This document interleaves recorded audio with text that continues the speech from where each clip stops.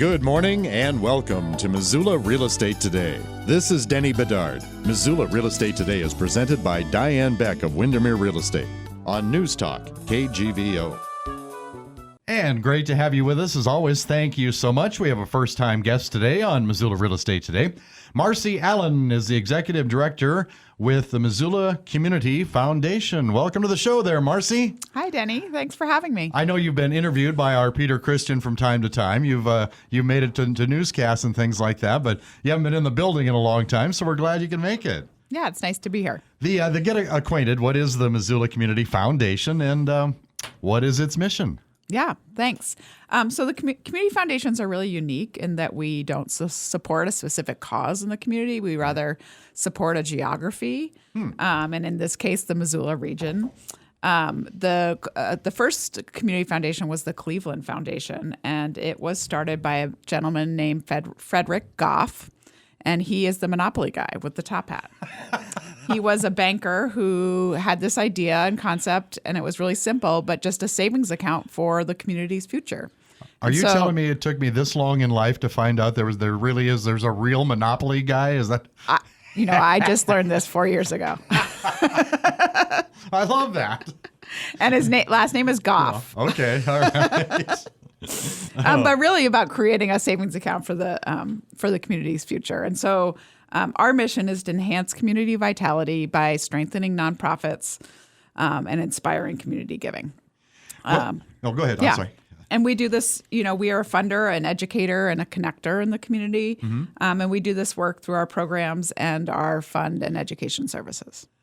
Your background, what led you to the position of executive director, and what all do your duties entail? Yes. So I always like to say I've always been involved in community. Okay. My first real job was working for a startup software company that did community planning. And it was really about empowering communities to make the best decisions for them and to understand how policy decisions might impact the future of their communities. So it was, did showcase different scenarios, different visualizations, different impacts of policies.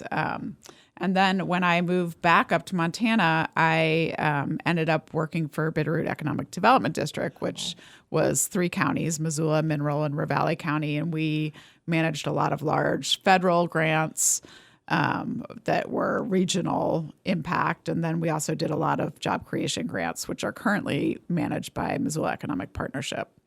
But really, that work was really based on sort of like what's going on in the community and what are the needs and how can we improve, the economic health of our community. And so the Community Foundation is it's the same, but the money comes from the private sector. And so when I left the economic development world, I was sort of a little disenfranchised with sort of the restrictions around government funding and the slow pace of sort of innovation within that community, right? Yeah. And so with community foundations, you're getting private dollars and you really have this opportunity to be innovative and really think about how we make systemic change in the community. And so I'm really excited and glad to be here in a community that I love. So, you bet. Yeah. And since we're on a real estate program sponsored by Diane Beck of Windermere Real Estate, just out of curiosity, whether there's one or not, I usually ask about your relationship, if any, with Diane. How have your paths ever crossed? Yeah. And so I'd heard about this show, and it's so funny because I think, right, obviously Diane has had a long-term investment in the Missoula community and its health. Because when I was on the working for Bitterroot Economic Development District, Diane was sitting on MADC's board, which was the Missoula Economic Development Organization at that time, and was president, I believe. And obviously, she's still playing this role of sort of getting the word out there and understanding what's going on in the community, which I think is so important. So, yeah. Missoula Real Estate Today is presented by Diane Beck of Windermere Real Estate here on News Talk KGVO. My guest, Marcy Allen, Executive Director with Missoula Community Foundation. Marcy, why is it important for a community such as Missoula, well, I guess any community really, to have a foundation like this?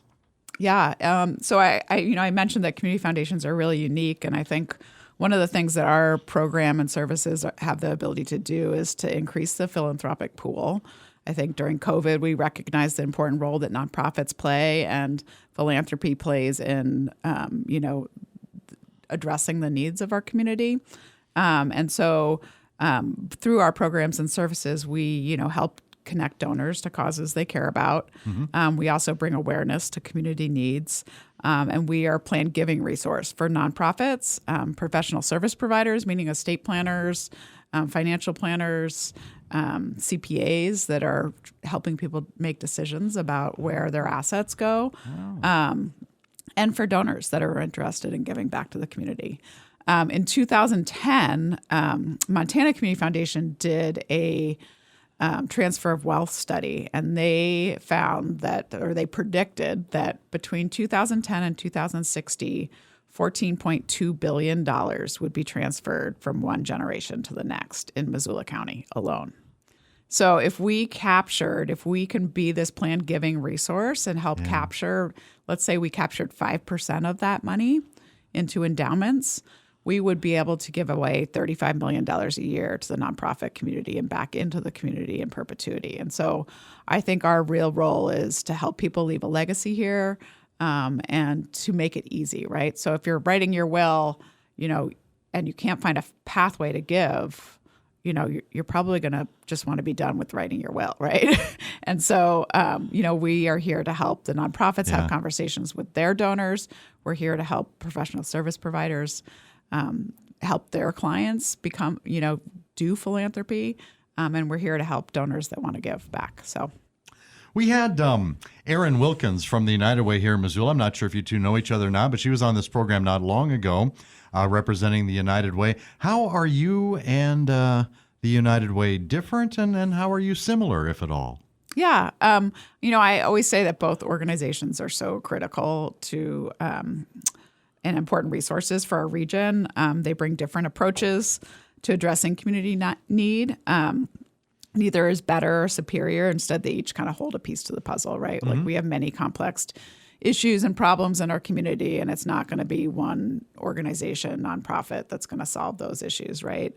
I think the simplest way, and the way, for years it's been explained, is United Way is the checking account for Missoula, and the Missoula Community Foundation is the savings account, right? So they take That's a good one. They take money in every year, and then they disperse it back out. And they are really focused on, health and human services, and they do amazing, amazing work. And then we're really about sort of building endowments and things that give back to the Missoula community in perpetuity. And so, and then also pooling assets to address larger causes. We often work together. We've done collaborative education things. We've done collaborative giving things during COVID. And then I sit on the Missoula Nonprofit Center's advisory committee as well. And sort of the Community Foundation has a permanent seat there. So both really important. And we're so lucky to have both in our community, I think. Nice. Very well said. Missoula Real Estate Today, presented by Diane Beck of Windermere Real Estate here on News Talk KGVO. And my guest, Marcy Allen. Marcy is the Executive Director with the Missoula Community Foundation. I wanted to ask you, who are the beneficiaries of funds? And I guess I don't mean individuals, maybe, well, some individuals, obviously, but I mean groups or whatever. But who are the beneficiaries of funds you raise, and how do they get on your radar? Yeah. Well, so we're a little different, right? We're not raising money for a certain cause. Yeah. And so part of our fund services and education piece is that we manage these funds for the Missoula community. Okay. And we just started doing this in 2020. Formerly, we had a partnership with Montana Community Foundation. So people can open field of interest funds. Maybe it's supporting youth or arts or education or affordable housing. People can open donor advised funds. They can open designated funds that are giving to a specific or individual nonprofit. We can do family funds. We can take complex gifts. So when we talk about sort of like who we give to, it really is dependent on who holds the fund, right? Some funds are grants, and they might focus on a certain area. Some funds are family designated, so they say, we want our money this year to go to the Y, or And so we last year gave out $640,000 in grants through our fund services and education, and we gave money to over 130 nonprofits. Oh, geez. So, yeah. I'm going to make you be a sales rep here, Marcy. Yeah. If you had to make a philanthropy pitch to potential donors, what are the most convincing or compelling things that you can say about what a vital role an organization like yours plays in Missoula? Yeah. So our tagline is for the good of Missoula forever. I often say supporting our work is helping others leave a legacy. So by opening a fund with us, you're supporting our operational work and allowing other people to open funds that support Missoula in perpetuity. Supporting our work will allow us to create funds that pool assets to solve complex community problems. Supporting our work will ensure that we have funds to solve whatever the problems are in the future, right? Okay. We don't know. I mean, in 2019, would we have ever guessed that COVID was going to impact our community, right? Yeah. And so the idea of having these savings accounts is really important. And then supporting our work will help strengthen nonprofits by providing opportunities like Missoula Gives, which we haven't talked about. But No, we'll get there. Yeah, that's a big one. And that gives us an opportunity to train different nonprofits, offer them training, often expand their reach of donors and bring new donors into them.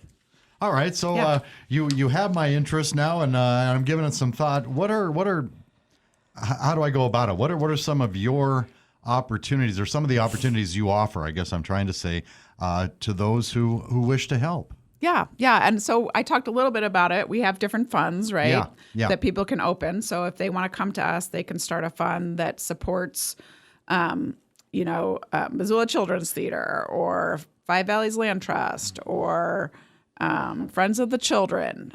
So they could create an endowment that a portion of the earnings from that endowment give to that organization in perpetuity. They could create a field of interest fund that grants out money annually to a certain area, maybe youth, social services, education, arts.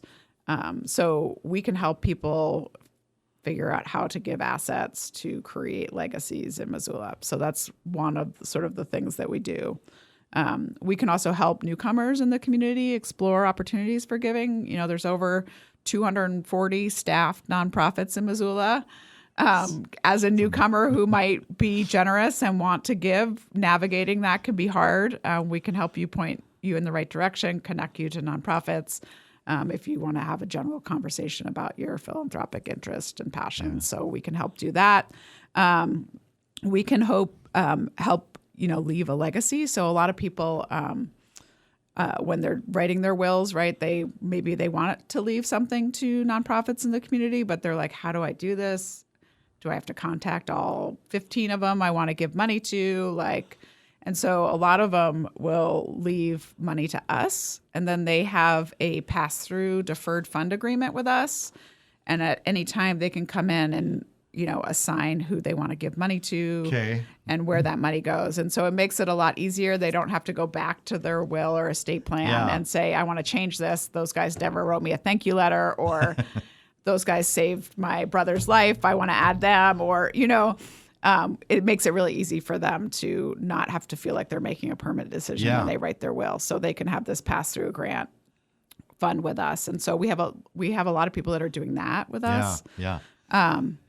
That's exactly what I was thinking when you were giving me that explanation, because I was going to ask you, do generous donors not play favorites? What am I trying to say here? Do generous donors, do they tend to maybe gravitate toward some programs more than others? Are some more popular than others? Maybe if for no other reason, it's pretty self-explanatory. Okay, I get that. I get where that money's going. Yeah. But they don't have to make that call if they don't want to, because the Missoula Community Foundation can take care of that for them. Right. So, for instance, we have a gentleman who is leaving us a large portion of his estate, and he wanted to support early childhood education. And so it will create an endowment that in perpetuity gives multi-year grants to early childhood education and innovative programs. Wow.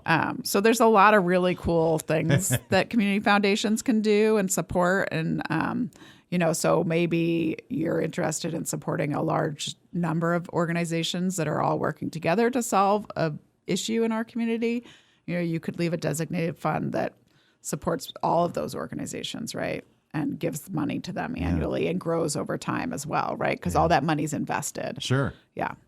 And so I think the only other thing is we also can help people take advantage of the Montana Endowment Tax Credit. So I always like to mention that. Montana is unique in offering this tax credit. And so donors can make a planned gift to a permanent endowment in the state of Montana. And so it has to be a planned gift and it has to be a permanent endowment, but they can get up to 40% tax credit, $10,000 per individual. So joint filers could get up to $20,000 state tax credit. So not a charitable deduction, but actual dollar for dollar state tax credit. And so a lot of people take advantage of that through charitable gift annuities with us. So they open a gift annuity that eventually funds an endowment when they release us of those funds. And so, yeah. And that is unique to Montana. It is unique to Montana. Wow. I mean, there's other variations of it across the country, but not everybody has that kind of charitable tax credit. Yeah. Missoula Real Estate Today, presented by Diane Beck of Windermere Real Estate. And my guest is Marcy Allen. Marcy is the executive director of the Missoula Community Foundation. Interesting stuff here. Also, a special thank you to some of Diane's marketing partners that help bring the show your way every weekend on KGVO. Miles Link at Opportunity Bank of Montana, Rob Fleming with Man Mortgage, and Carol Blodgett at makeitmissoula.com. Back to Marcy Allen with the Missoula Community Foundation.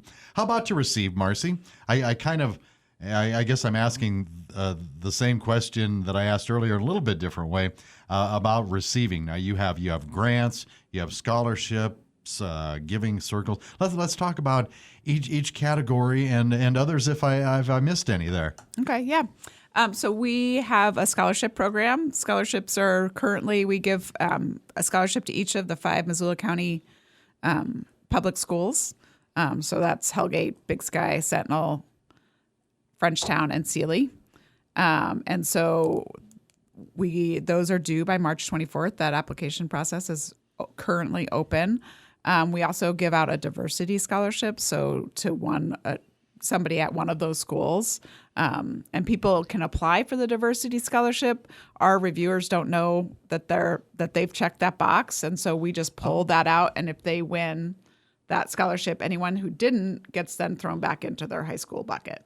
Okay. And so we have 6 scholarships there, and then we also this year just opened the Laura Lee Evans Memorial Scholarship, and Laura Lee was a teacher at Big Sky High School, and she ran the AIRI program.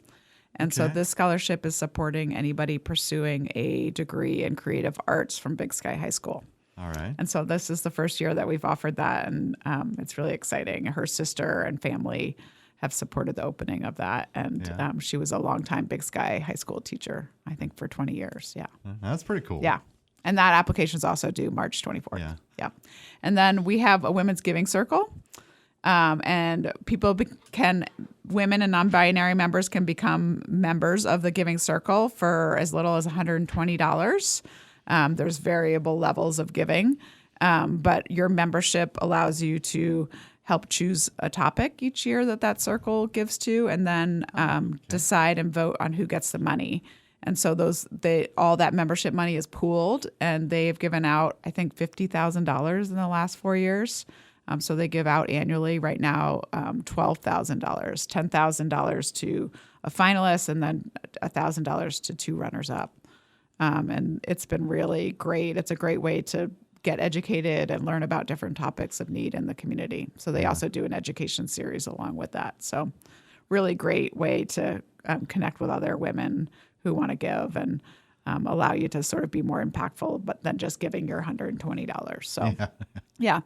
And so that's great that we don't know. They're right now voting on what their topic will be for this year. Okay. And, to become a member is open, and you can just go to the Women's Giving Circle website and join. Yeah. Yeah, it's pretty easy. And then we have a small grants program, and that topic changes annually depending on the needs in the community. Last year, we gave away 3 grants for organizations that were doing work in civil discourse.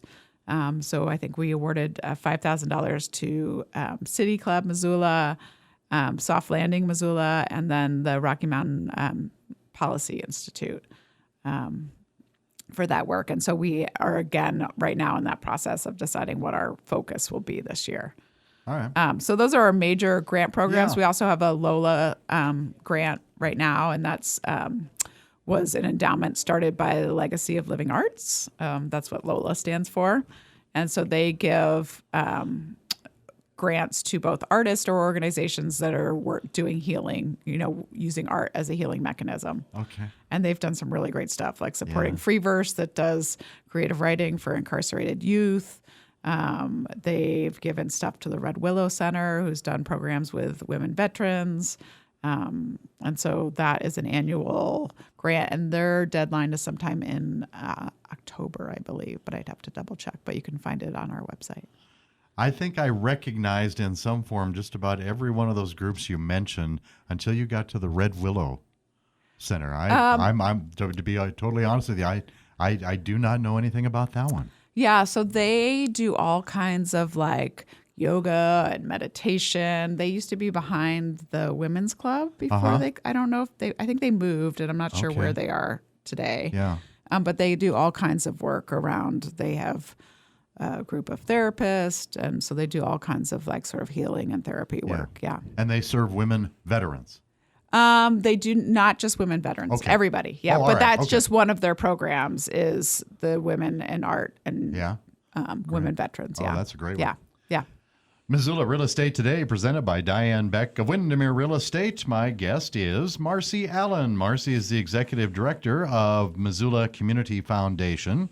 You got a lot of board members. I was, taking a peek or two at your website there, Marcy, and I'm sure they serve a very vital role. What are their various responsibilities when you get on a board member as a board member with Missoula Community Foundation? What do they got to do? Yeah. Well, I always say the main job of a board is fiduciary oversight of an organization, right? That is their main duty, right? They're responsible for ensuring that we manage our money properly and take care of things. And so, in 2020, when the board made the decision to start managing funds, it was a lot of work, right? It was a pretty heavy lift. We had to implement a lot of new policies and new processes and, to ensure that we manage these funds and assets in perpetuity for the Missoula community, right? Yeah. So they have been, I'm just so grateful for each of their sort of expertise and insights. And we do a lot of our work through committees. And so committees then make recommendations to the board. It allows us to have, individuals with expertise on certain committees and do more sort of informal work outside of the board meetings, right? And so they have all, policy work is tedious, to say the least. Some people are wonky and really love it, but... Did you just tell me you squeeze them for a lot of volunteer hours? Is that how... For some tedious work, and you and your big words over there. They have been fabulous. They help ensure that we make good decisions for these community assets that we hold. Yeah. Oh, all right. Let's see. You get the magic wand now. Your wish list, Marcy. In what ways would you like to see the Missoula Community Foundation grow and prosper further? Yeah. So I think we mentioned a little bit about Missoula and Bitterroot Gives. Yeah. And we are in our 9th year this year. And we last year raised $1.27 million for the community collectively for both Missoula and Bitterroot nonprofits. This year, our goal is $1.5 million. And so, it's, I always say it's sort of like this wonderful symphony when the day happens, right? All of these nonprofits are doing work and creating marketing. We're doing general marketing of the day. All these board members are being peer-to-peer fundraisers, and the businesses are supporting with match dollars. And then in 26 hours, it all comes together and all this money starts coming, and it's collective work. And so I hope the community will be generous this year and help us get to that $1.5 million. We last year had 4,000 donors. I hope to I would love to break our 5,000. There's 150,000 people in Missoula and Ravalli combined, probably a little bit more than that. It would be nice if we could, asking for another 1,000's not a lot. So that's one goal. I'd like to triple our assets under management. One of those things, one of the great things about community foundations is that the more assets that we have under management, the less we sort of cannibalize giving in the community. We can truly support the nonprofit community. And so building in these first few years of managing funds, building our assets under management is really crucial to our financial stability. So I also want to expand our educational reach and help more people find ways to give and make an impact in Missoula. Nice. And then one of the things that we've been working on with all of our policy work and process is checking the boxes to fulfill the requirements to be a certified community foundation through the Council of Foundations, which is in Washington, D.C., and they just ensure that community foundations are using best practices. And so we hope to get certified this year. I always like to ask about success stories with my guests. You've already given some great examples. I think Missoula and Bitterroot gives, which we'll mention again real quick here in a minute. But something else you and the foundation have accomplished in your 4 years there that gave you a lot of extra satisfaction. Yeah. Well, in 2020, the board voted to, I think in December actually of 2019, the board voted to start trying to manage funds under our name versus partnering with Montana Community Foundation. And then promptly in February of 2020, COVID hit. And I was like, oh, why did I agree to do this? And how am I going to reach these people? And who's going to open a fund with us? And, I'm really happy to say that we have 25 funds under management today. We have, I think, 10 planned gifts. So those are deferred gift funds. Currently, we are transitioning into fund accounting software, which is a big deal. It will allow ease of use for our fund holders, allow them back-end access to, understand where their funds and investments are at, request grants out of those funds. So that's a big transition. We just scrubbed all our data. It's going to combine a lot of different systems we've been using all into one, which will be really nice. And then I'm really proud. We gave out $660,000 this year, and that's just an amazing number, and it's a record for us for sure. And we hope to keep growing that over time. All right, in the final minute-ish here, I want to get back to this because I'm sure when you were talking about it a few minutes ago, some listeners were probably thinking, okay, so they're trying to raise $1.5 million over what, a month, a half a year? I'm sure they're going to take a long time to do that. It's a little less than that, isn't it? Missoula and Bitterroot gives. How does that the date? That's right, listeners. Basically, the date. The date, yes. So it's a 26 hours. Yeah. Man. So it's May 4th and 5th this year. All right. It kicks off at 5 o'clock on May 4th and ends at 7 o'clock on May 5th. And you can go to MissoulaGives.org and find nonprofits that are participating. Currently, we have registration open for nonprofits. Okay. That closes April 9th. You must be registered by April 9th in order to give. The really cool thing and what we hear from donors about Missoula and Bitterroot Gives is that it's an opportunity for them to give to multiple organizations all at once. It's really easy. They can, do one checkout. Another thing we hear is I always find somebody I didn't know about that matches my passions. So I find out new organizations doing new things. And so each nonprofit has a page. We had over 180 nonprofits participate last year. So I encourage people, if you want to give, even if it's $5 or $10, we also love 5 or 10,000. But I encourage you to visit the site and learn about the nonprofits and the important work they do in our community. Marcy Allen, Executive Director, Missoula Community Foundation, this week's guest on Missoula Real Estate Today, brought to you by Diane Beck of Windermere Real Estate. You did a terrific job. I thank you for coming in. Thank you for having me. Thank you for listening to Missoula Real Estate Today, presented by Diane Beck of Windermere Real Estate. For a complete directory of Diane's listings, visit movetomissoula.com. That's move, the number 2, Missoula.com. We'll see you next time on Missoula Real Estate Today.